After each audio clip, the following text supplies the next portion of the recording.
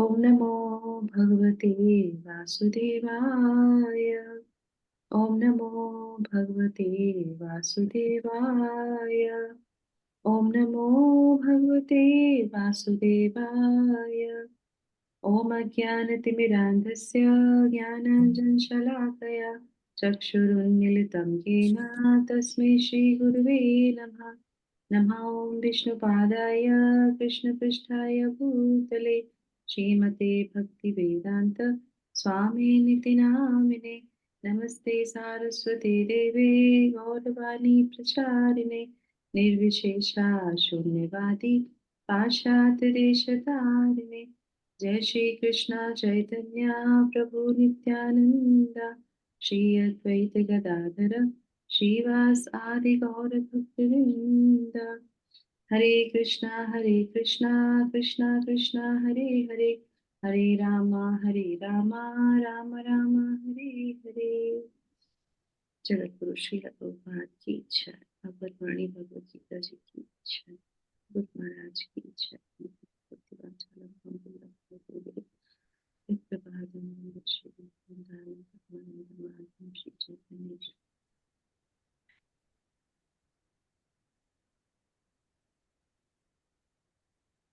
हरे कृष्णा। सभी लोगों को मेरा सादर प्रणाम, बहुत बहुत धन्यवाद सुबह के सत्र में आने के लिए, जुड़ने के लिए, एक साथ मिलके जपा करने के लिए और मंगला आरती। और हम लोग भगवान के जो है वाणी का पढ़ेंगे।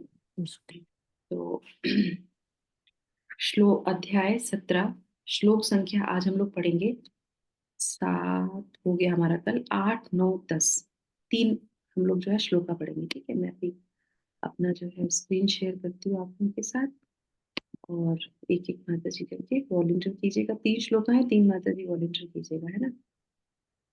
दिख रहा है आप लोग को श्लोका? ठीक है। श्लोक संख्या 8।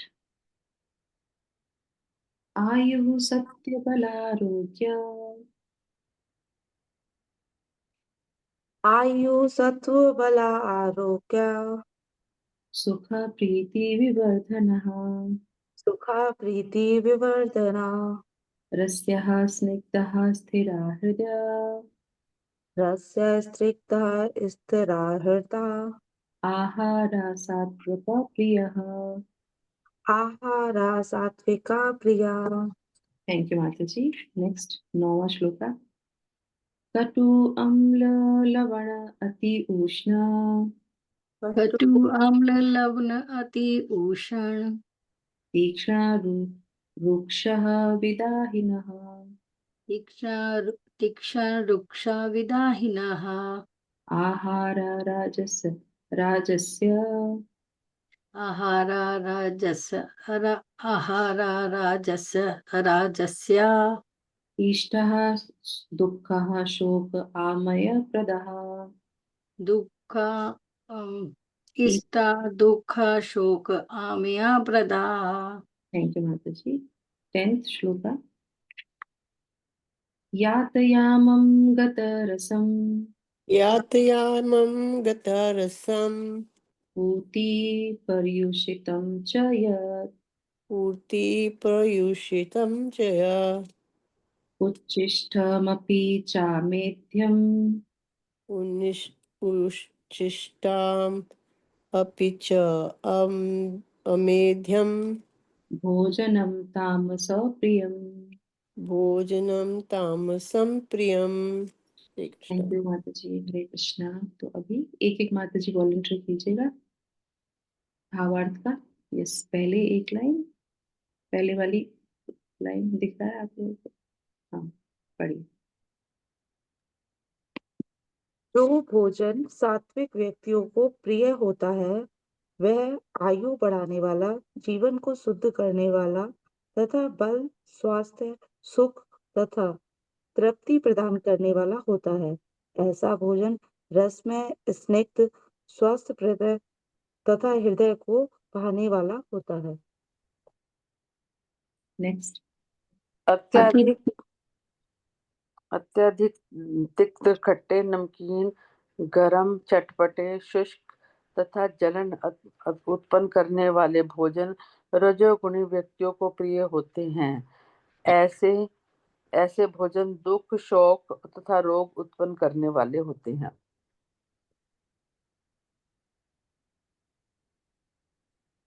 नेक्स्ट।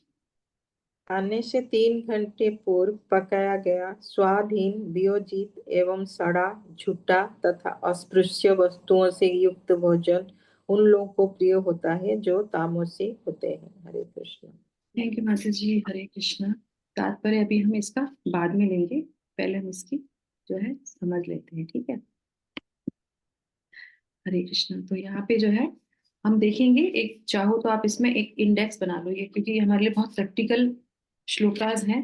भगवान आखिरी में भगवत गीता में ये बता रहे हैं, तो हमें इनको बहुत ध्यान से पढ़ना है, समझना है कि क्या बताना चाह रहे हैं भगवान इसमें हमको, क्यों मुख्य रूप से उन्होंने ये कुछ ही चीजों को लिया है। क्योंकि भोजन से हर चीज की जो है चेतना बदल जाती है। कोई भी चीज हो, भोजन से वो बहुत ही, जैसे कहते हैं ना, जैसा खाएंगे अन्न वैसा होगा मन, और मन से ही फिर सारे क्या है विकार शुरू होते हैं। मन होगा हमारा, फिर बुद्धि होगी हमारी, फिर हृदय होगा हमारा, है ना। वो सारी चीजें उसी पे डिपेंड करती हैं, ठीक है।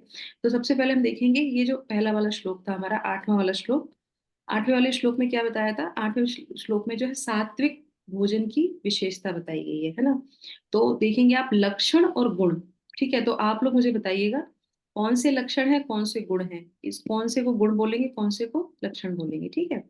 तो इसमें सबसे पहले है 8, जो है इसकी जो है गुणवत्ता, इसकी गुणवत्ता बताई गई है 10, ठीक है, शुरू में। तो ये कौन कौन सा होता है?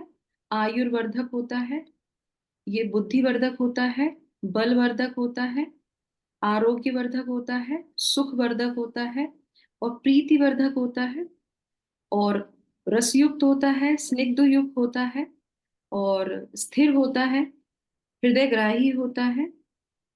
ये सारी इसकी विशेषताएं हैं। तो अब आप बताइए, आयुर्वर्धक भोजन सात्विक होता है, ये भोजन का गुण है कि लक्षण है? माता जी गुण है ये गुण है। Very nice. तो आयुर्वर्धक कैसे होता है कि जब हम सात्विक भोजन खाते हैं तो उससे हमारी आयु बढ़ती है। तो इसको हम कैसे समझेंगे?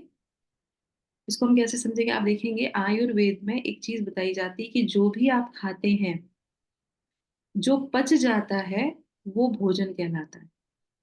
ऐसा नहीं है कि आपने कुछ भी खा लिया सब भोजन की कैटेगरी में आएगा, नहीं।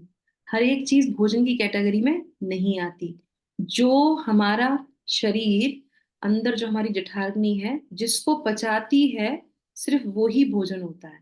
बाकी सब मल के रूप में बाहर निकल जाता है। और कभी कभी वो चीज बाहर नहीं निकलती है, फिर वो क्या करती है? शरीर में व्याधि उत्पन्न करती है, वहीं से फिर वो रोग उत्पन्न करती है। तो ये साइंस आयुर्वेद में बताई जाती है, ठीक है। तो आयुर्वर्धक क्या है? क्योंकि जब आप ऐसा भोजन खाएंगे जिससे आपकी आयु बढ़ेगी, तो अभी तो भूल जाइए, 50 साल पहले पीछे जाइए, जो खाया जाता था उसी की वजह से लोग जो है 80 साल तक, 100 साल तक आराम से चलते थे। सही है ना? क्योंकि समय चेंज होता जा रहा है, खाना चेंज होता जा रहा है, उसी का असर शरीर पे, व्याधि पे और उनकी आयु पे पड़ता जा रहा है। वैसे ही आप देखेंगे जैसे जैसे आप पीछे चले जाएंगे, युगों से पीछे पीछे, वैसे ही होता चला जाएगा। फिर होता है बुद्धिवर्धक। तो बुद्धिवर्धक क्या है? गुण है या फिर उसका लक्षण है? गुण माता जी। गुण गुण है। है माता जी, गुण है।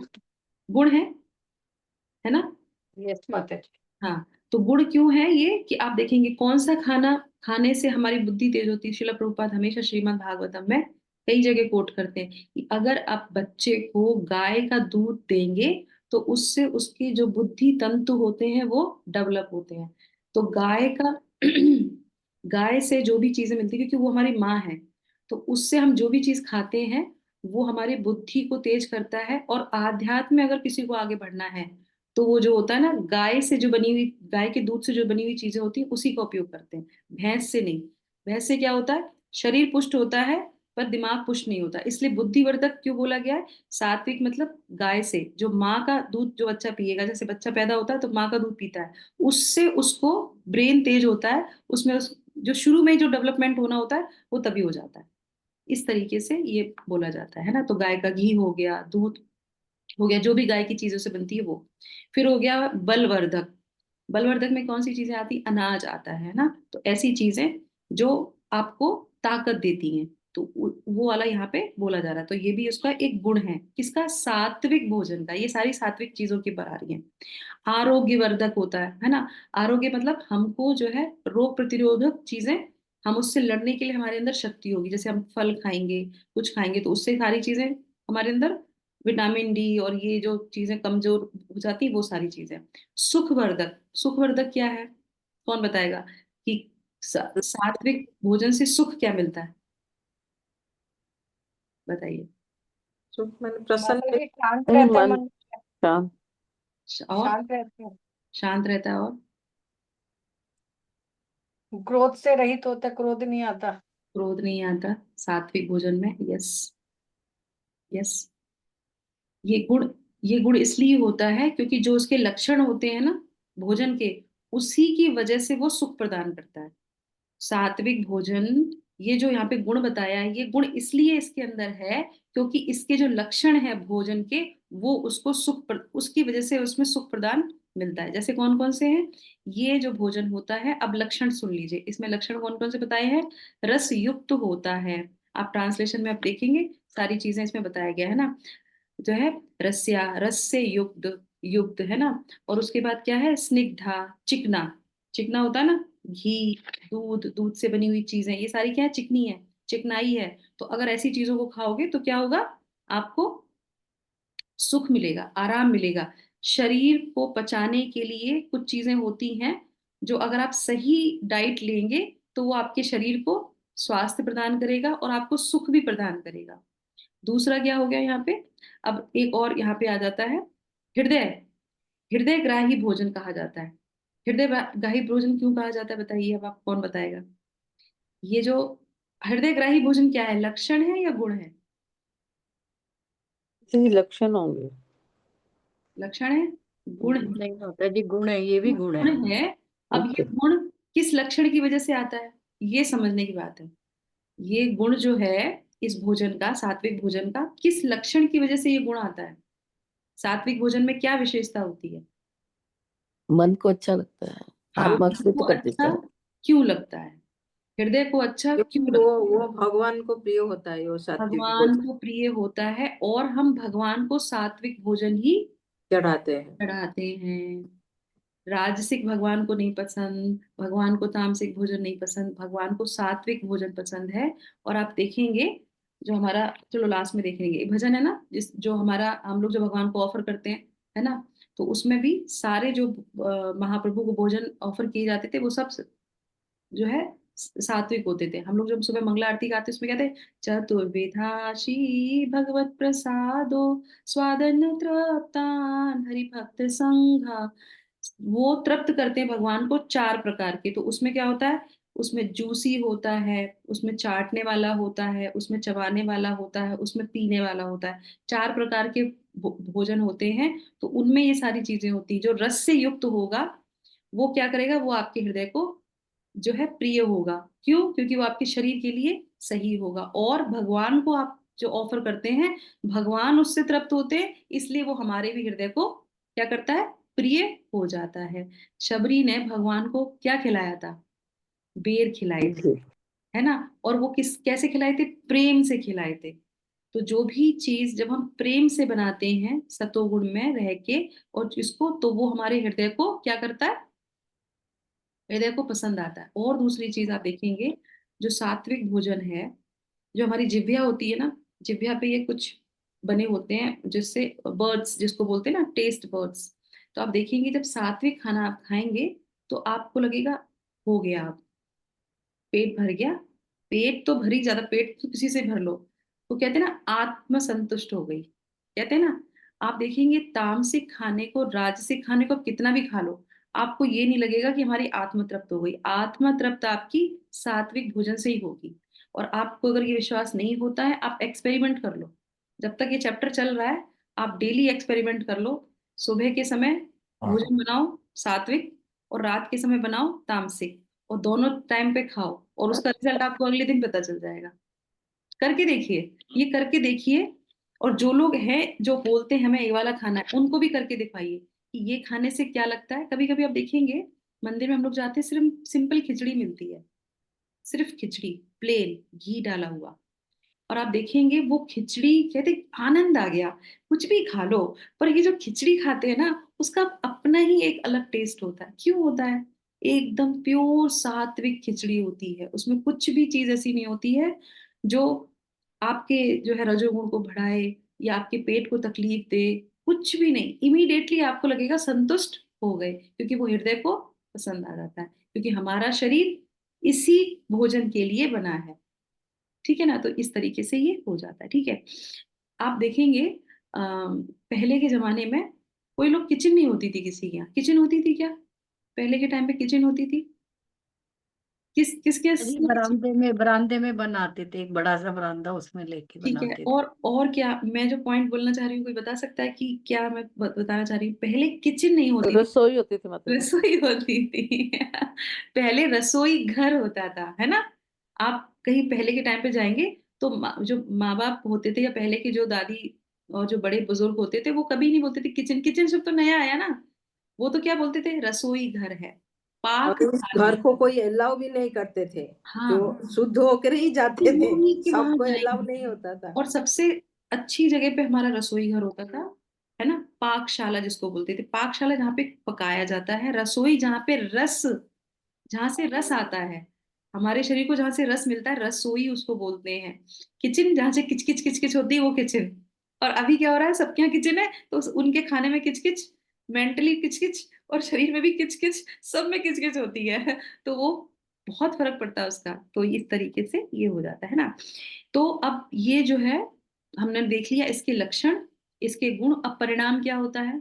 तो परिणाम ये होता है, आयु बढ़ाता है ना? ये जो उसके गुण हैं, वो क्या करता है? सात्विक भोजन हमारी आयु बढ़ाता है, हमारे जीवन को शुद्ध करता है। तो जैसा हम सात्विक भोजन खाएंगे, वैसा हमारा जीवन शुद्ध होगा, हमारी मन शुद्ध होगा, हमारी वाणी शुद्ध होगी, हमारा आचरण शुद्ध होगा। इसीलिए आप देखेंगे जो भी आध्यात्म में पढ़ते हैं, सबसे पहला नियम आहार का लेते हैं। जीव गोस्वामी जो है क्या बोलते हैं, सॉरी, रूप गोस्वामी क्या बोलते हैं? जिह्वा बेगम, है ना? जिह्वा बेगम मतलब टंग को कंट्रोल करो। टंग को कंट्रोल करने का मतलब ही यही है। एकदम सात्विक भगवान को ऑफर किया हुआ भोजन खाओगे, आप धीरे धीरे धीरे धीरे आपकी हर एक चीज जो है हो जाएगी। ठीक है, तो ये हो गया हमारा सात्विक चीजें हो गई। स्थिर का मैंने बताया था, स्थिर का होता है ऐसा भोजन आप खाएंगे, पेट संतुष्ट हो गया और आपको लंबे समय तक भूख नहीं लगेगी। तभी तो लोग जो सात्विक वाले होते हैं सिर्फ 2 टाइम प्रसादम लेते हैं, बस उनका हो गया। पूरे दिन उनको कचरा पट्टी खाने की जरूरत नहीं होती, क्योंकि वो स्थिर भोजन खाते हैं। जो भी खाते हैं स्थिर होता है, साफ सुथरा होता है, और उससे लंबे समय तक आपको भूख नहीं लगती है। अब आ जाते हैं हम रजोगुण पे। रजोगुण क्या है? रजोगुण में यहाँ पे जो है, इसमें आप ये जो जितने भी चीजें बताई गई हैं, इसमें एक चीज ऐड करनी है। वो बताए ना आप कौन सी ऐड करनी है। हर एक चीज में एक शब्द आपको ऐड करना है, आपको पता चल जाएगा ये क्या है। ठीक है, अब इसमें जो है कौन कौन से भोजन होता है, तो इसमें बता रहे हैं कटु। सबसे पहले आप देखेंगे ट्रांसलेशन में कड़वा, है ना? तो तिक्त जिसको बोलते हैं, तिक्त, कड़वा, कटु।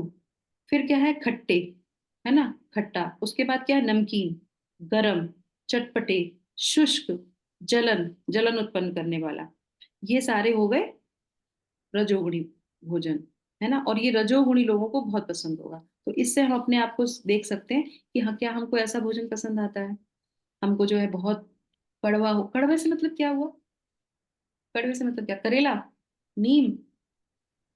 नहीं नहीं, वो नहीं, वो अलग चीज होता है। जैसे वो जो इमली का बीज को खाने से जो कड़वापन आता है, वो इमली का बीज कभी आप खाए होंगे तो वो एक टाइप का कड़वा होता है, वही है। कोई और बता सकता है कि कौन सा ऐसा कड़वा, यहाँ पे कौन से कड़वे भोजन की बता रहे? माता जी ने तो इमली का बीज बताया, और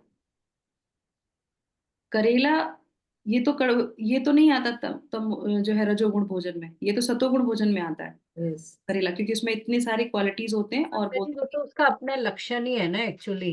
क्या? करेले का तो लक्षण ही है कि नहीं, वो कड़वा है, मतलब हाँ, ये तो उसमें तो कह ही नहीं सकते। हाँ, ठीक है। तो अभी ये कड़वा भोजन कौन सा है? तो सोचिए सोचिए, भगवान ने बोला है तो कुछ सोच समझ। ड्रिंक ड्रिंक ये जो अब शराब वगैरह जो होती है ये कड़वेपन में ही आती है, लेकिन लोगों को पसंद भी आती है।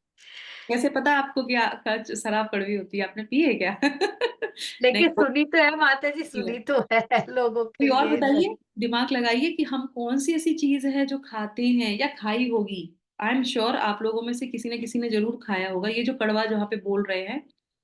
और ये हमारे उसका है नहीं, हमारे भारत का तो उत्पत्ति भी नहीं है। अब बताइए। चाइनीज फूड, है? फास्ट फूड माता जी।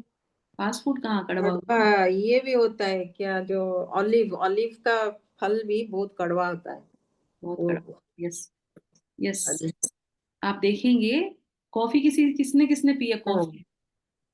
कॉफी किसके साथ पी है? चाय ये बात कॉफी ये सब जब हमने दूध नहीं बहुत। डालेगा हमने पिया। वो तो अगर कड़वी आप है। उसमें चीनी नहीं डालोगे आप उसको पी नहीं सकते, इतनी कड़वी चाय और कॉफी होती है।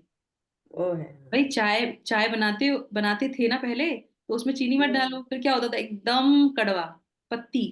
और उसको कितना उसमें आसक्ति होती थी, अब वही चीज बोल देते, अब वही वो तो डायबिटीज लोग हमारा प्रभु तो ऐसे ही बिना चीनी के पीते हैं, हाँ, वो तो पीते हैं तो वैसे कड़वी ही। कड़वी हाँ, कितनी लगती कड़वा। होगी? आप सोचो कितना कड़वा लगता है। पर क्योंकि अब देखेंगे आसक्ति जो होती है ना, अनसेटिस्फेक्शन, वो किससे मिलता है? इन्हीं भोजन से मिलता है। चाय वाले को चाय क्यों नहीं छोड़ी जाती है? क्योंकि उसमें जो है सेटिस्फेक्शन नहीं मिलता, तृप्ति नहीं होती।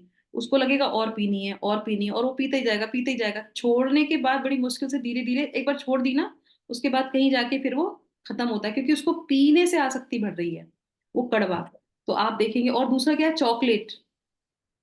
चॉकलेट कड़वी होती है, और उसमें से शुगर हटा दो, एकदम कड़वी। उस वो मीठी थोड़ी ना होती, उसमें इतनी शुगर डाली जाती है, इसलिए वो मीठी होती है। नहीं तो वो एकदम डार्क चॉकलेट और ये सब चॉकलेट देखेंगे आप, कड़वी ही होती है।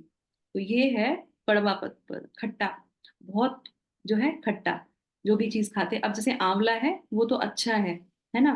पर आप देखेंगे कभी कभी किसी किसी को हर एक चीज में उनको खट्टा चाहिए, मतलब इसमें भी नींबू डालो उसमें भी नींबू इधर डालो। शिला प्रभुपाद ने लिख दिया है ना, अत्यधिक, जोड़ा कि खट्टे तो हाँ, लेकिन ये अत्यधिक नहीं खाना है। अब माता जी ने जो पॉइंट था वो पकड़ में आ गया कि कोई भी चीज अत्यधिक अगर आप करोगे तो वो राजसिक हो जाएगी। ये सारी चीजें हम खाते हैं और ये खा सकते हैं, इसमें कोई बुराई नहीं है। इसमें एक शब्द जुड़ गया, वो है अत्यधिक। अत्यधिक खट्टा राजसिक भोजन, अत्यधिक कड़वा राजसिक भोजन। करेला इसीलिए इसमें नहीं आता, क्यों? क्योंकि वो अत्यधिक कड़वा नहीं होता, वो कड़वा होता है, उसको खाया जाता है। अत्यधिक कड़वा क्या है? उसके अंदर कुछ और गुण होते नहीं कड़वाहट की वजह से, तो उसमें ये सारे पेय पदार्थ और ये सारी चीजें आ जाती हैं। उसके बाद है गर्म। गर्म खाना कोई बुराई नहीं है, गर्म खाना चाहिए, पर अरे बस वहां से गैस से निकले और हमारे मुंह में आ जाए, इतना गर्म चाहिए, तो वो क्या है? वो राजसी प्रवृत्ति है। और राजसी वो भोजन आपको हानिकारक ही है, आपको फायदा नहीं करेगा, क्योंकि हमारा शरीर उसके लिए नहीं बना हुआ। एकदम गरम जीभ भी जलेगी, और अंदर शरीर में भी वो जो है क्या करेगा? सबको जला देगा अंदर को, ठीक है। और उसके बाद क्या है? तीक्ष्ण, बहुत तीखा, अत्यधिक तीखा। मतलब सब उसमें भी लाल मिर्च डाल दो, अलग से भी मिर्ची खा लो, और कितना मिर्च खाएंगे वो। और तीखा, गोलगप्पे वाले तो भैया तीखा और कर दो, थोड़ा सा तीखा और कर दो। तो इसीलिए उस दिन गोलगप्पे की बात कर रहे थे। क्यों? क्योंकि ये राजसिक भोजन आ जाता है ना। ये हो गया तीखा। अब ये हो गया है ना रूखा। देखेंगे बहुत सी ऐसी चीजें होती है जो आपके गले से नीचे जाती ही नहीं है, फिर उसके लिए आपको पानी पीना पड़ता है। वो वहां पे आपको सिम्टम देता है कि जो आपके गले से नीचे आराम से नहीं उतर रहा, वो आपके शरीर के लिए भी ठीक नहीं है। क्यों? रूखा खाओगे फिर वो अंदर जाके कॉन्स्टिपेशन करेगा, वो बाहर निकलने में भी दिक्कत देगा। जैसे वो अंदर जाने में दिक्कत दे रहा है, वो बाहर निकले, और उससे क्या होगा? रोग होगा, मुंह में दर्द, फिर वो निकलने में भी दर्द करेगा। ये साइंस है। और वही डॉक्टर पूछते हैं आपसे ऐसी चीजें, तो ये देखिए आप कितनी बड़ी साइंस यहाँ पे भगवान हमको भगवत गीता से बता रहे हैं। तो हमें ऐसा भोजन नहीं करना चाहिए जो अत्यधिक रूखा हो, नहीं जा रहा आपके गले से, मत खाइए, क्योंकि वो आगे अंदर जाके परेशानी उत्पन्न करेगा। उसके बाद क्या है?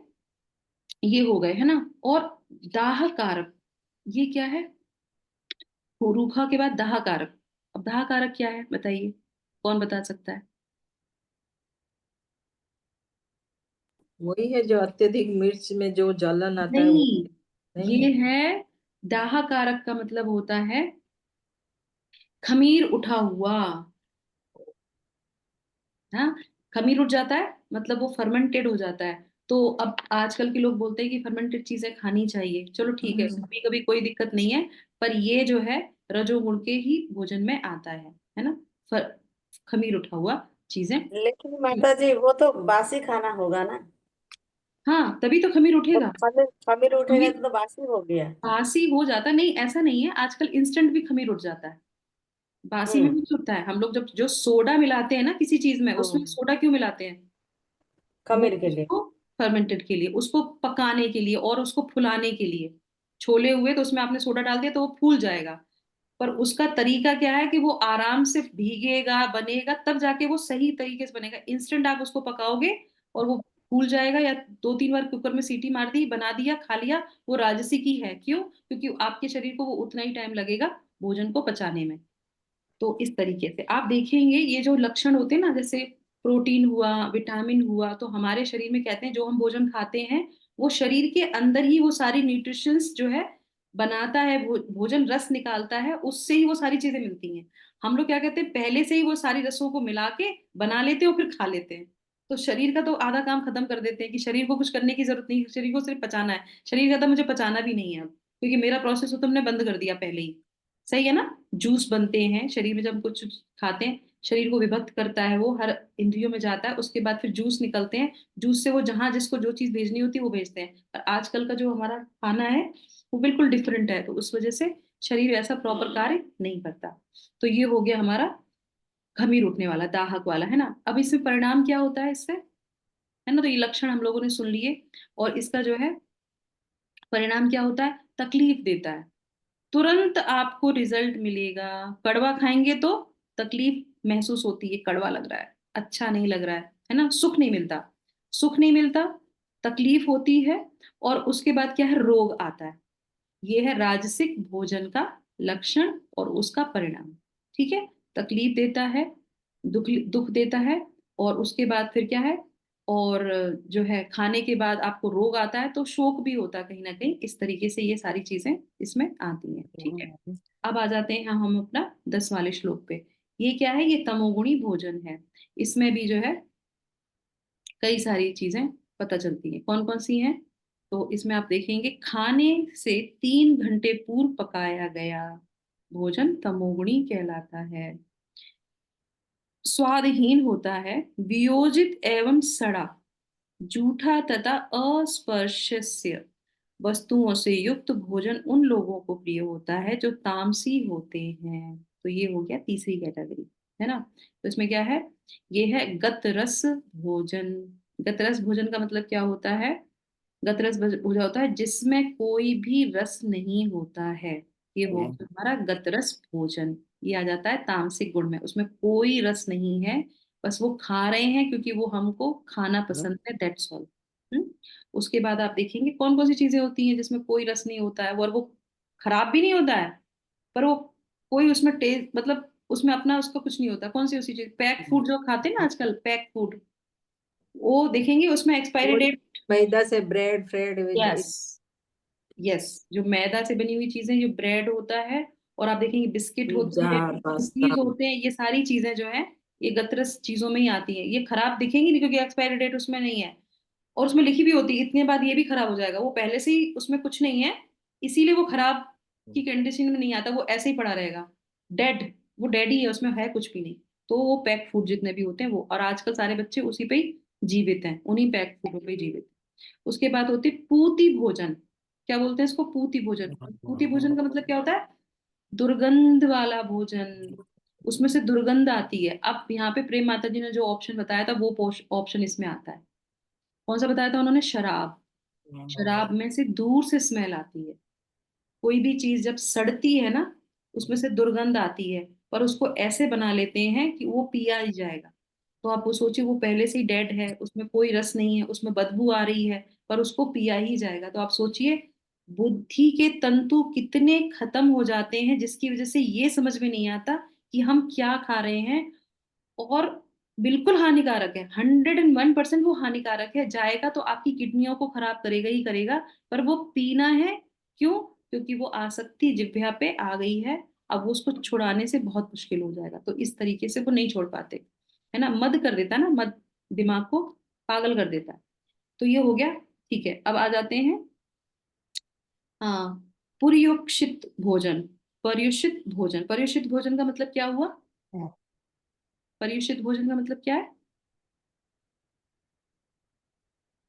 परि का मतलब क्या होता है? परि, हम लोग परिक्रमा करते हैं। परिक्रमा का मतलब होता है चारों तरफ। परि का मतलब चारों तरफ। तो परिक्रमा कैसे की जाती है? चारों तरफ से, है ना। पूरा घूमते हैं ना, किसी को रोटेट करते हैं।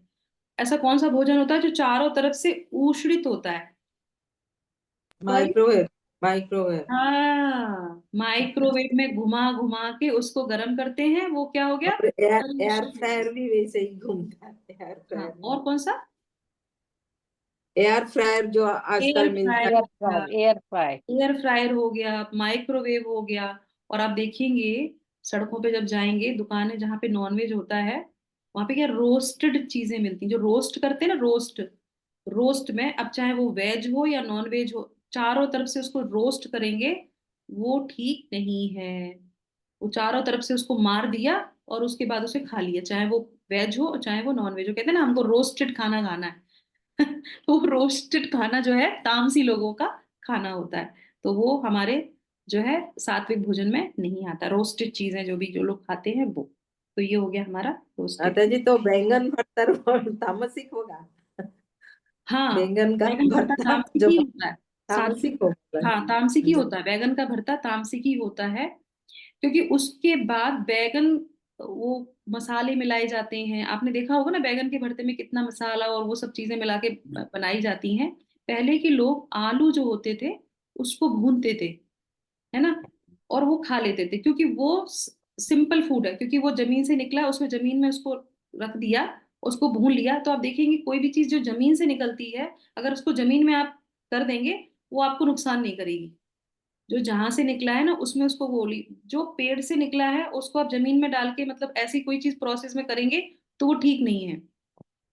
आप कभी देख, जगन्नाथ भगवान बैगन खाते नहीं है ना। बैगन उनके खाया नहीं जाता ना, बैगन तो उनके खाया नहीं जाता। पर आप देखेंगे कहीं कहीं पे जैसे होता है ना, ये जो होते हैं, कौन होते हैं ये बुद्धिज्म वाले, ये सब लोग ये बैगन वगैरह नहीं खाते।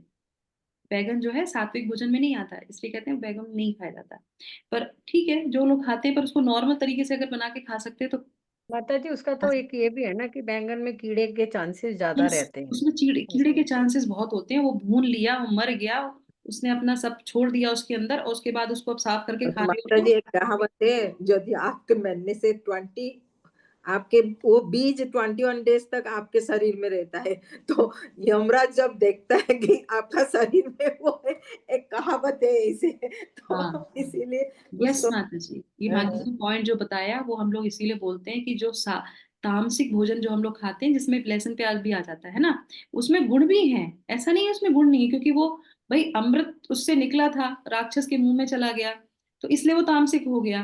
पर उसमें अमृत निकला तो है, वो जो है अपने अच्छे गुणों से ही निकला था, पर एसोसिएशन हो गया उसका राक्षस का, इसलिए वो तामसिक हो गया।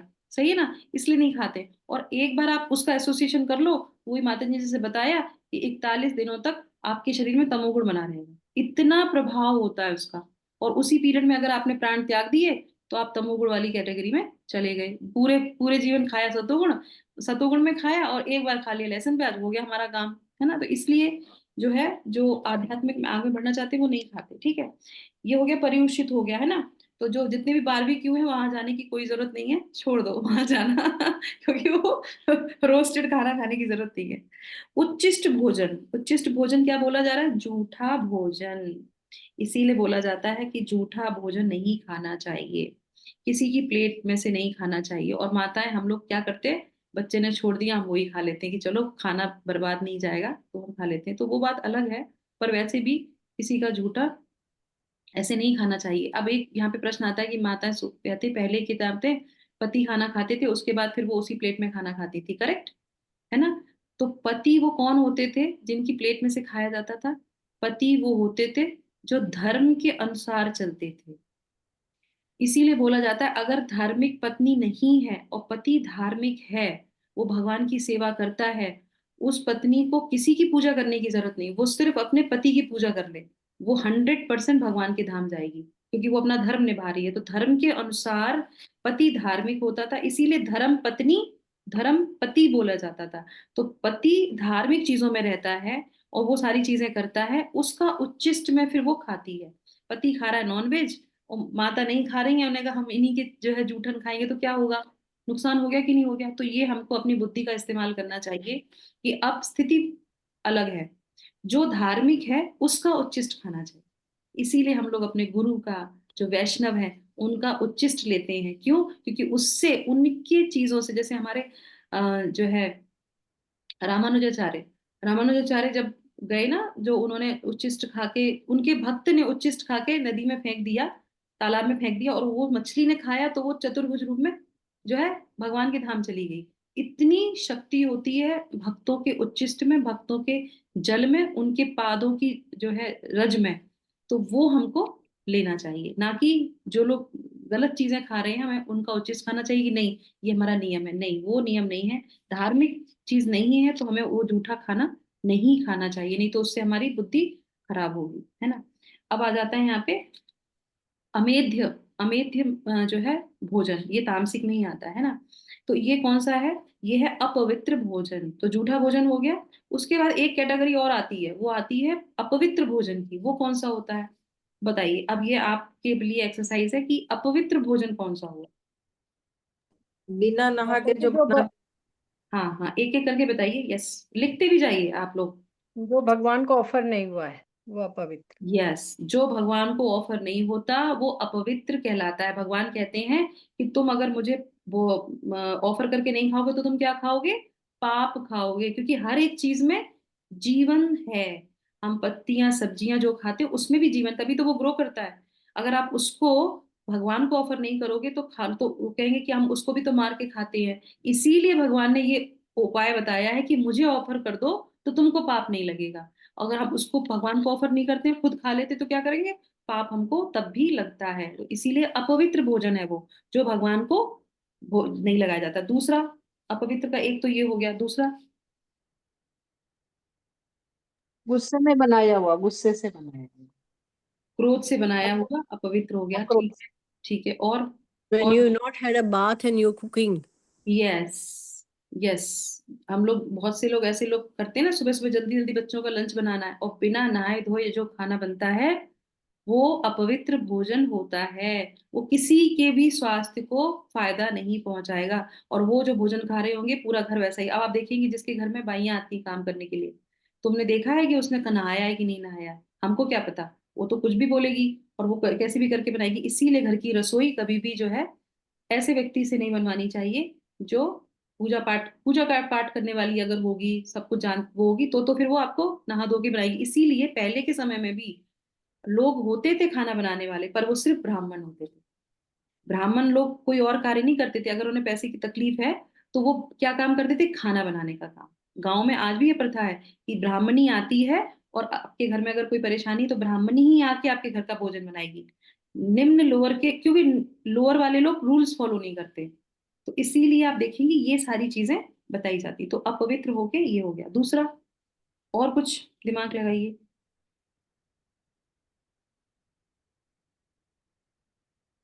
हम्म।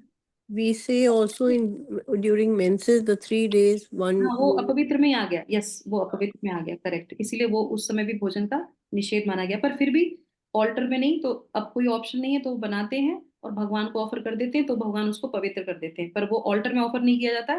ऑल्टर के बाहर आप कहीं भी साइड में रसोई में बना के कर सकते हैं, क्योंकि ऑप्शन नहीं है हमारे पास इसलिए। पर कंडीशन क्या है? बिना भगवान को ऑफर किए नहीं नहीं होता है खाना। तरीके से। Okay. तो ये हो गया। अब आप देखेंगे एक चीज मैं आपको जो बता रही हूँ, आपको उसको नोट डाउन कर लो। अब ये चीजें जो हम पढ़ रहे हैं ना, अगर इसमें हम लोगों ने अमल नहीं किया तो ये चैप्टर बिल्कुल हमारे लिए व्यर्थ हो जाएगा। इसको तुरंत हमको अप्लाई करना है। बिना नहाए हमको भोजन नहीं बनाना है। बिना भगवान को ऑफर किए हमको नहीं खाना है। एल्कोहल हमको नहीं लेने हैं। पैकेट फूड हमको कोशिश करनी चाहिए अवॉइड करें, बच्चों के लिए भी और खुद के लिए भी, है ना। ये सारी चीजें कड़वी चीजें हैं जो तीखी गरम है, तीखी तीखी है। ये जो जो भी बताई गई यहाँ पे लक्षण, उनको जल्दी से जल्दी, जितनी जल्दी हो सके उतना रिड्यूस कर दीजिए आज से ही। जो है फॉलो करना शुरू कर दीजिए, क्योंकि भगवान हमको शिक्षा ही तो दे रहे हैं, भगवत गीता के माध्यम से बताने का तो प्रयास कर रहे हैं, तो इसलिए तुरंत इसको कर दीजिए। दूसरा हो गया यहाँ पे दुर्गंध वाला और ये सब चीजें। जो व्यक्ति वैष्णवों का जो है निंदा करता है, ऐसे व्यक्ति का भोजन अपवित्र माना जाता है। समझ में आ गया? तो अगर कोई व्यक्ति वैष्णव नहीं है, मतलब जो भगवान के नाम का जप नहीं करता, अगर आप उसका भोजन खाते हैं तो वो क्या हो गया?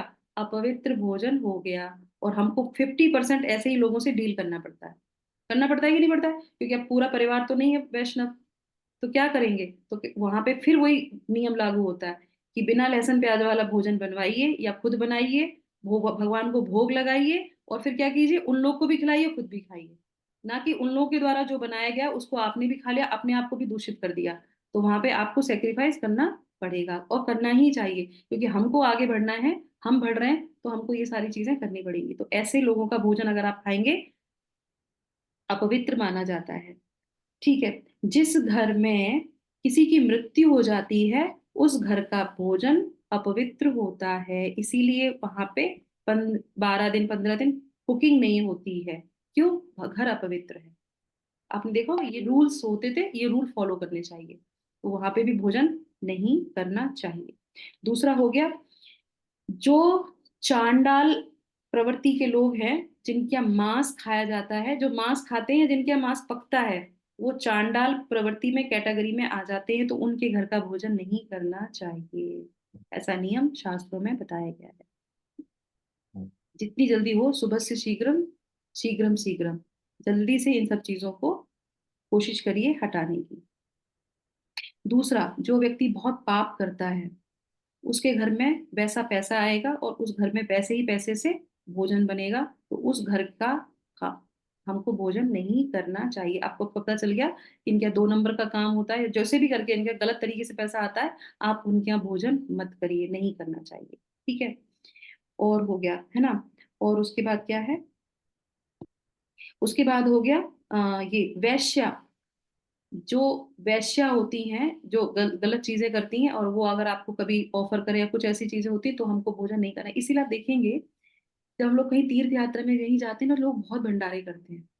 हमको भंडारे का खाना नहीं खाना चाहिए, क्योंकि हमको नहीं पता है उसमें किस किस ने जो है दान किया है, क्या क्या किया है। ये क्यों बोल रहे हैं? जो भगवत गीता पढ़ते हैं उन्हीं को ये बात पता है, बाहर वालों को नहीं पता, इसलिए लोग जा जाके भंडारे करते हैं। वो बात अलग है कि कहीं कोई संस्था है और वहां पे वो नियम रूप से जो है रामनवमी मना रही है, हनुमान जयंती मना रही है, और वो हमेशा वहां पे जो है तरीके से उनके यहाँ वो किया जाता है, संस्था के अकॉर्डिंग किया जाता है, हर एक चीज का ध्यान रखा जाता है। वो भगवान को पैसा ऑफर होता है, समझ रहे हैं ना? भगवान को ऑफर हुआ पैसा, संस्था में लगा, और उसके बाद फिर उससे भोजन बना, वो प्योरिफिकेशन में आ गया।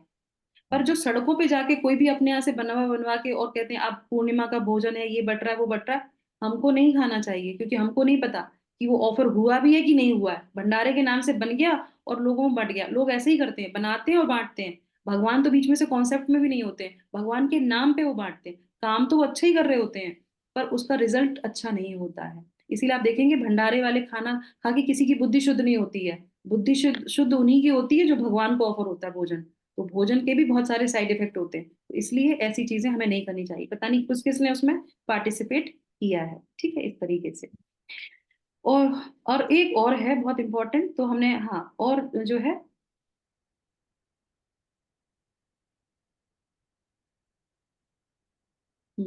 एक है जिसके घर में अम, स्त्री जो है बहुत ज्यादा डोमिनेटिंग होती है, उसी की ही चलती है। उस घर से भी जो है, उनके घर में जो भोजन होगा ना, वो भी आपकी बुद्धि को जो है वो नहीं करेगा, मतलब पोषित नहीं करेगा, डोमिनेटिंग वाली फीलिंग आएगी। तो वो भी जो है घर ठीक नहीं होता, जहां स्त्री डोमिनेटेड होती है। समझ में आएगी बात? स्त्री का प्रभुत्व ज्यादा रहता है, पुरुषों का प्रभुत्व कम रहता है, तो वो भी भोजन जो है अपवित्र ही माना जाता है। क्यों बोल रहे हैं ऐसे? क्योंकि बोला जाता है ना, स्त्री को हमेशा शेल्टर में रहना चाहिए। फिर वही वहां पे प्रश्न आ जाता है, क्रॉस प्रश्न, कि वहां पे जो है अगर पति ठीक नहीं है, वो सात्विक नहीं है, वो धार्मिक नहीं है, तो वहां तो पति पत्नी ही लीड करेगी, क्योंकि पत्नी अगर धार्मिक है। ठीक है, तो इतना तो हम लोग को बुद्धि से समझ सकते हैं ना, कि अगर पत्नी धार्मिक है, पति धार्मिक नहीं है, तो हम उस घर का खा सकते हैं। सही है ना? पर यहाँ पे पति धार्मिक है, पत्नी अधार्मिक होती है और उसी का चलता है घर में, तो भाई मत खाओ। समझ में आया ना, ये उस कॉन्टेक्स्ट में बोला जा रहा है। तो इस तरीके से हो गया। और लास्ट में हम लोग देख सकते हैं कॉम्बिनेशन जो होता है ना, दूध के साथ खट्टे का कॉम्बिनेशन अपवित्र खाना बताया जाता है। जैसे दूध के साथ अपने मट्ठे को पी लिया, अपवित्र भोजन हो गया और वो आपके शरीर को रोक देगा। इसी तरीके से रात को दही खाते हैं, वो अपवित्र भोजन होता है। ये हमारे साथ आयुर्वेद में बताया जाता है। तो ये लंबी सी लिस्ट है अपवित्र भोजन की, तो वो हमको देखना चाहिए। नॉनवेज खाने के बाद लोग दूध पी लेते हैं, अपवित्र। अब वो ही अपवित्र है और उसके साथ अब प्योर कोई माता चीज जी साउथ में तो रात में भी हमारे यहाँ तो नहीं खाते हैं, लेकिन साउथ में तो वो साउथ खाते में खाते हैं। यस, अब ये माता जी ने जो प्रश्न किया है, ये जो बोला है, ये बहुत अच्छी बात है। माता जी देखिए, जिस जो स्थान होता है ना, और जिस स्थान पे जो चीज नियम फॉलो होते हैं, वो उस स्थान पे अपवित्र नहीं होता है। क्योंकि वो उस, जैसे अब मान लीजिए हम साउथ में हैं, तो यहाँ पे नारियल का तेल बहुत इंपॉर्टेंट है, नारियल बहुत इंपॉर्टेंट है। तो आप यहाँ पे खाएंगे तो वो आपके शरीर को हेल्दी बनाएगा, नारियल। क्योंकि आप यहाँ पे रह रहे हैं, यहाँ की हवा, वायु, पानी सब कुछ है, तो वो उसको पचाएगा। अब यहाँ पे आप सरसों का तेल खाएंगे, आप बीमार पड़ जाएंगे, आपको नुकसान करेगा। आप ज्यादा घी खाएंगे, वो भी आपको अपच करेगा। क्यों? क्योंकि यहाँ का जल डिफरेंट है, जल के अकॉर्डिंग फल, फल के अकॉर्डिंग यहाँ का अन्न। तो जिस स्थान पे आप रहते हैं, उस स्थान पे उसका जो वायु है, उसकी जो पानी है और उसका जो अन्न है, वो ही ग्रहण करना चाहिए। तो साउथ में कर्ड राइस खाया जाता है, क्योंकि यहाँ का उष्ण जो है टेम्परेचर रहता है, गर्म टेम्परेचर रहता है, तो वो आपको नुकसान नहीं करता। और दही जो है ठंडे में नहीं आता, दही गर्म में ही आता है। तो रात को कर्ड राइस खाने से वो नुकसान नहीं करता। रात को अगर आप बटर मिल्क पी लोगे, वो नुकसान करेगा, क्योंकि बटर मिल्क कोल्ड में आ जाता है, कर्ड गर्म में ही आता है। उसकी तासीर जो है ग्रीष्म ही होती है, गर्म ही होती है, उष्ण ही होती है। पर बटर मिल्क ठंडा होता है, इसलिए वो दिन में पिया जाता है, इसलिए वो रात में बटर मिल्क नहीं पिया जाता। ये यहाँ पे भी नियम फॉलो होता है। पर वही चीज, क्योंकि नॉर्थ में ठंडक ज्यादा रहती है, रात में अगर दही खाएंगे तो वहां नुकसान करेगा। इसी तरीके से वहां पे आप डोसा खाएंगे फर्मेंटेड, तो आपको वहां पे नुकसान करेगा। आपको भूख ज्यादा लगेगी, क्योंकि वहां पे गेहूं होता है। जहाँ चावल ज्यादा होता है, आप वहाँ चावल ही खाइए, क्योंकि वहां पे, और आप देखेंगे बहुत, एक चीज साइंस देखिए कितनी अच्छी होती है।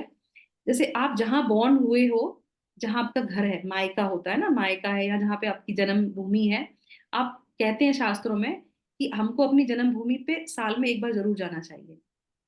या जहां बच्चा पैदा हुआ है, उसको साल में एक बार जरूर जाना चाहिए। अब ये साइंस किसी को पता नहीं होती, तो क्या होता है, नानी के घर में बच्चे पैदा होते हैं ना, तो दादी के घर में पैदा होते हैं, सही है ना।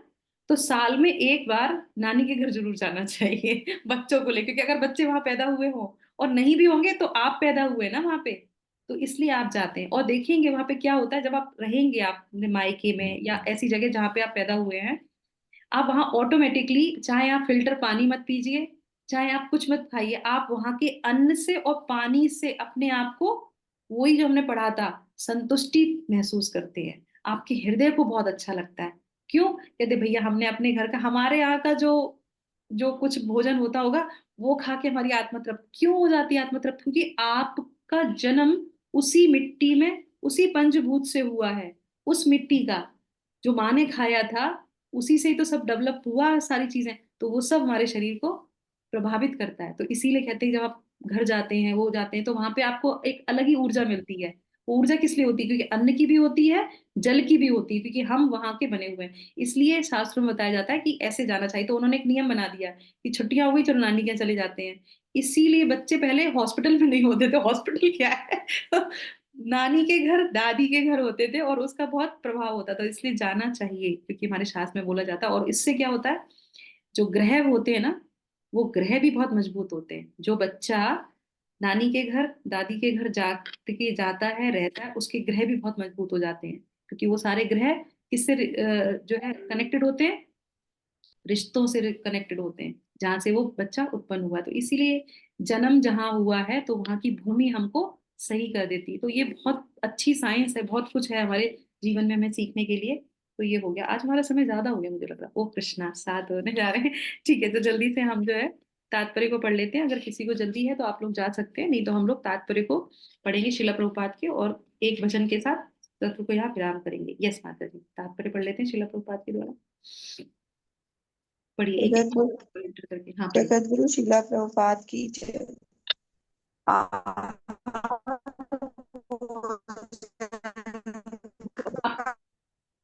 आपका ना वो ठीक नहीं है नेटवर्क। सुषमा माता जी, कोई और माता जी पढ़ लीजिए। हरे कृष्णा, सादर प्रणाम सभी को। तात्पर्य जगत गुरु शिला प्रभुपाद की जय। आहार यानी भोजन का उद्देश्य आयु को बढ़ाना, मस्तिष्क को शुद्ध करना तथा शरीर को शक्ति पहुंचाना है। इसका यही एकमात्र उद्देश्य है। प्राचीन काल में विद्वान पुरुष ऐसा भोजन भोजन चुनते थे जो स्वास्थ्य तथा आयु को बढ़ाने वाले हो, यथा दूध के व्यंजन, चीनी, चावल, गेहूं, फल तथा तरकारियां। ये भोजन सतोगुणी व्यक्तियों को अत्यंत प्रिय होते हैं।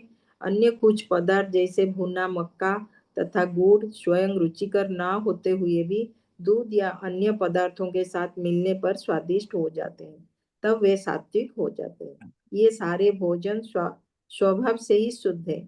ये मांस तथा मदिरा जैसे अस्पृश्य पदार्थ में सर्वथा भिन्न है। 8वें श्लोक में जिन स्निग्ध यानी चिकने पदार्थों का उल्लेख है, उनका पशुवध से प्राप्त चर्बी से कोई नाता नहीं होता। यह पशु चर्बी माने बसा बोलते हैं उसको, दूध के रूप में उपलब्ध है, जो समस्त भोजन में परम चमत्कारी है। दूध, मक्खन, पनीर तथा अन्य पदार्थों से जो पशु चर्बी मिलती है, उससे निर्दोष पशुओं के मार जाने का प्रश्न नहीं उठता। यह केवल पाशविक मनोवृत्ति है जिसके कारण पशुवध चल रहा है। आवश्यक चर्बी प्राप्त करने की सुसंस्कृत विधि दूध से है। पशुवध तो अमानवीय है। मटर, दाल, दलिया आदि से प्रचुर मात्रा में प्रोटीन उपलब्ध होता है। कोई और पढ़ना चाहते हो? हरे कृष्णा। हरे कृष्णा। जो राजस भोजन कटु, बहुत लवणीय या अत्यधिक गर्म, चरपरा होता है, वे अमावस्या की श्लेष्मा को घटाकर रोग उत्पन्न करता है।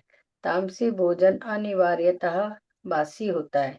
खाने से 3 घंटे पूर्व बना कोई भी भोजन भगवान को अर्पित प्रसादम को छोड़कर तामसी माना जाता है। बिगड़ने के कारण उसमें दुर्गंध आती है, जिससे तामसी लोग प्राय आकृष्ट होते हैं, किंतु सात्विक पुरुष उससे मुख मोड़ लेते हैं। उच्छिष्ट यानी झूठा भोजन उसी अवस्था में किया जाता है जब वह उस भोजन का एक अंश हो जो भगवान को अर्पित किया जा चुका हो, या कोई साधु पुरुष विशेष रूप से गुरु द्वारा ग्रहण किया जा चुका हो। अन्यथा ऐसा झूठा भोजन तामसी होता है और वह संदूषण या रोग को बढ़ाने वाला होता है। यद्यपि ऐसा भोजन तामसिक लोगों को स्वादिष्ट लगता है, लेकिन सतोगुणी उसे न तो छूना पसंद करते हैं न खाना। सर्वोत्तम भोजन तो भगवान को समर्पित भोजन का उचिष्ट है। भगवत गीता में परमेश्वर कहते हैं कि वे तरकारियां आटे तथा दूध की बनी वस्तुएं भक्ति पूर्वक भेंट किए जाने पर स्वीकार करते हैं। पत्रम पुष्पम फलम तोयम। निस्संदेह भक्ति तथा प्रेम ही प्रमुख वस्तुएं हैं जिन्हें भगवान स्वीकार करते हैं, लेकिन इसका भी उल्लेख है कि प्रसादम को एक विशेष विधि से बनाया जाए। कोई भी भोजन जो शास्त्रीय ढंग से किया जाता है, तैयार किया जाता है और भगवान को अर्पित किया जाता है, ग्रहण किया जा सकता है, भले ही वह कितने ही घंटे पूर्व क्यों न बना हमने तैयार हुआ हो, क्योंकि ऐसा भोजन दिव्य होता है। अतएव भोजन को रोगाणुरोधक, खाद्य तथा सभी मनुष्य के रुचिकर बनाने के लिए सर्वप्रथम भगवान को अर्पित करना चाहिए। हरे कृष्णा। हरि बोल। थैंक यू सो मच माता जी। तो यहाँ पे शिला प्रभुपाद मांस के बारे में बोल रहे हैं, तो ये ध्यान रखना चाहिए। और आज की शिला प्रभुपाद की जो है शिक्षा में भी शिला प्रभुपाद बोल रहे थे कि मांस अगर खाओगे तो अगले जन्म में आपको कोई और खाएगा, है ना। तो उसी की शिक्षा हम लोग यहाँ पे पढ़ रहे हैं। तो मांस तो हमारा भोजन में आता ही नहीं है, वो जानवरों का है, मनुष्य का भोजन नहीं है। और आप देखेंगे उसको बाहर रख दोगे तो उसमें कीड़े पड़ जाएंगे, उसमें बदबू आएगी, उसमें कुछ है ही नहीं। पर क्यों खाते हैं लोग, कुछ जो समझ में नहीं आता। तो इसी के साथ हम अपने सत्र को विराम करेंगे। तो आज हम जो भजन गाते हैं वैष्णव भजन, तो वो आज हम ना गा के हम जो है ये वाला गाएंगे वैष्णव गीत में, जो है भोगा आरती जो है भगवान की। छोटी सी तो नहीं है, काफी बड़ी है, पर हम इसको गाएंगे जिससे पता चलेगा कि भगवान को जो भोजन दिया जाता है, आप उसको नोट कर लो और आप चाहो तो उसको वैसे ही भगवान को खिलाइएगा। तो ये जो है भक्ति विनोद ठाकुर द्वारा भजन बनाया हुआ है, और डेली हर मंदिर में डेली भगवान को जब भगवान ऑफर करते हैं तो ये जो है भजन गाया जाता है। कौन सा है ये? भज भक्त वत्सल जो है गौरहरि, श्री गौरहरि, ठीक है। तो ये भोगा आती है, अगर किसी को खुल गया हो तो एक एक लाइन आप लोग गा सकते हो, है ना, ठीक है। मैं शुरू करती हूँ, जिसको खुला हो वो बोल सकता है आगे। भज भक्त वत्सला श्री गौरहरि, भज भक्त वत्सला श्री गौरहरि, श्री गौरहरि सोहि गोष्ठ बिहारी, नंद यशोमति चित्त हरि, भज भक्त वत्सला श्री गौरहरि, बेला हल दामोदरा एस एखाना, भोजन मंदिरे बसी करह भोजाना, नंदेर निर्देशे वैशे गिरिवर धारी, बलदेव सह सखा वैसे सारी सारी। अब फोर्थ से जो है इसमें चीजें बताई जाएंगी। यस, कौन पढ़ेगा? कोई पढ़ेगा या मैं पढ़ती हूँ? पढ़िए।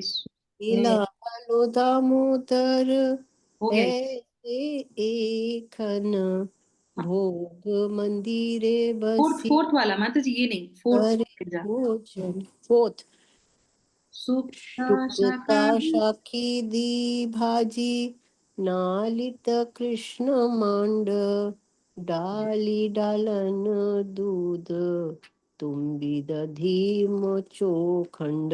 इसमें क्या बता रहे हैं माता जी? ये सुक्ता, जो सुक्ता होता है ग्रीन वेजिटेबल्स को मिला के सुक्ता बनाते हैं, वो शाक हरी सब्जी, वो भाजी है ना, कोई भी सब्जी को जो भाजी बनाते हैं वो, नालिता कुष्मांडा, ये अलग अलग जो वेजिटेबल्स हैं जो बंगाल में ज्यादा होती हैं वो, और क्या है, दाली दालना, दुग्धा, तुम्बी, ये जो अपना लौकी तोरी होता है ना, वो सारी चीजें ये, और क्या है, दधी, दही हम जानते हैं वो, और मोच खंड। तो इस तरीके से ये सारा जो है भगवान को दिया जाता है। नेक्स्ट, पांचवा, मुग्ध बड़ा। पढ़िए सुशीला सखी माता जी। मुद्गा बड़ा माश बड़ा रोटी का घृताना, सस्कुली पिष्टक खीर पुली पायशाना। मूंग का बड़ा, मूंग की दाल का जो बड़ा बनता है वो, और उड़द की दाल का जो बड़ा बनता है वो, रोटियां, घी से युक्त अन्न, और शुष्की पीठा जो पेठा होता है वो, और उसके बाद है शीर, पुली, पायस यानी कि खीर, है ना, और उसके बाद है अमृत केली रंभा, मतलब केले से बना हुआ जो भोजन होता है वो, केला जिसमें डाला जाता है। और इस तरीके से 12 प्रकार के भगवान को भोजन दिए जाते हैं जो रस से युक्त होते हैं, रस, अलग अलग तरीके के पेय पदार्थ, वो लूची मीठी जो चीजें बनती हैं, पूड़ी, पूड़ी हो गई है ना, चीनी से मिली हुई, सुपारी उसमें होता है, लड्डू उसमें होता है, ये सारे चीज जो है भोजन भगवान को पसंद आते हैं। यस माता जी। कर्पूरम कर्पूर अमृत केली, रंभा क्षीर सागर सिरसार, अमृत रसा अम्ल द्वादश प्रकार। कर्पूर अमृत केली, रंभा क्षीर सारा, अमृत रसाला अम्ल द्वादश प्रकार। तो ये द्वादश प्रकार के भोजन किए जाते हैं। ये हमने पढ़ लिया लीची चूनी वाला। उसके बाद है राधिकार पक्व अन्न, विविध व्यंजना, परम आनंदे कृष्ण करे भोजना। तो श्रीमती राधिका के द्वारा पकाए हुए नाना प्रकार के सुस्वादिष्ट एवं रसमय भोजनों को कृष्ण परम आनंद पूर्वक ग्रहण कर रहे हैं। कर रहे हैं मतलब भगवान कर रहे हैं, और ये ऑफरिंग हो रही है, तो हम लोग ये भजन गा रहे हैं क्योंकि श्रीमती राधा रानी ही भगवान को भोजन कराती हैं, है ना। उसके बाद है छले बले लड्डू खाए, श्री मधु मंगल, बगल बजाए और दे हरि बोल। तो उनके जो एक मित्र हैं वो क्या करते हैं, मधुमंगल, वो क्या करते हैं, छल के साथ जो है लड्डू ले लेते हैं, मतलब खाने में लड्डू उनको मिलता है तो वो ले लेते हैं, फिर वो क्या करते हैं, अपने चुपचाप से अपने बगल में दबा लेते हैं, फिर कहते हैं आ हमें और चाहिए, हमको और चाहिए। तो इस तरीके से वो मांगते हैं और फिर वो कहते हैं हरी बोल, और सब लोग बहुत कौतूहल होते हैं। यस माता जी, यू कैन लीव, जो भी जाना चाहते हैं वो जा सकते हैं। लड्डू खाते हैं। तो इस तरीके से ये हो गया। उसके बाद है राधिकाय गणे हेरी नयने रकोने तृप्त है खाए कृष्णा यशोदा भवानी। फिर क्या है, भोजन अंते पिए कृष्णा सुवसित वारी सब मुख प्रखलये होए सारी सारी।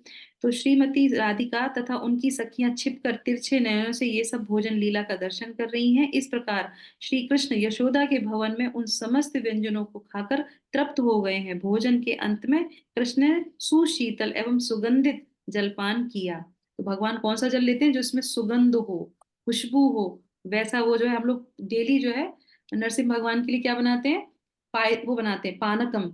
पानकम में क्या होता है, इलायची डली होती है, गुड़ डला होता है, और इस तरीके से जो है भगवान को बहुत पसंद आता है। भोगा आरती कहाँ से मिलेगी, ये आप गूगल में सर्च कीजिए भोगा आरती इस्कॉन, और आपको मिल जाएगी उसमें, है ना। तो इस तरीके से वो करते हैं। और उसके बाद क्या करते हैं, सभी सखा वृंद हाथ मुंह धो लेने के पश्चात बलदेव जी के साथ विश्राम करने लगे। तो भगवान ने भोजन कर लिया, फिर बलराम जी के साथ सब लोगों ने हाथ मुंह धो लिया। तभी आप देखेंगे जब भगवान को भोजन ऑफर करते हैं उसके बाद उनका हाथ मुंह धुलाया जाता है, कुल्ला कराया जाता है उनको, वो सब करते हैं और उसके बाद फिर विश्राम करते हैं। उसके बाद क्या होता है, उसके बाद फिर बोलते हैं भोजन अंते, हाँ ये हो गया, हस्त मुख प्रखलिया जत सखा गान आनंदे विश्रामे करे बलदेव संगे। तो ये उनके साथ। फिर उसके बाद जब आराम करने जाते हैं तब क्या दिया जाता है भगवान को, जाम्बूल रसाला आने तांबूल मसाला ताहा खाए कृष्ण चंद्र सुखे निद्रा गेला। उसके बाद भगवान को जो है जाम्बूल, जो है एक समय जाम्बूल, लौंग, इलायची, कपूर एवं सुगंधित मसालों वाला पान खिलाया जाता है, और उसको खाकर भगवान सुख पूर्वक से जो है विश्राम करते हैं। फिर विशालाक्ष शशि की पूछ चामर ढुलाए अपूर्व शयय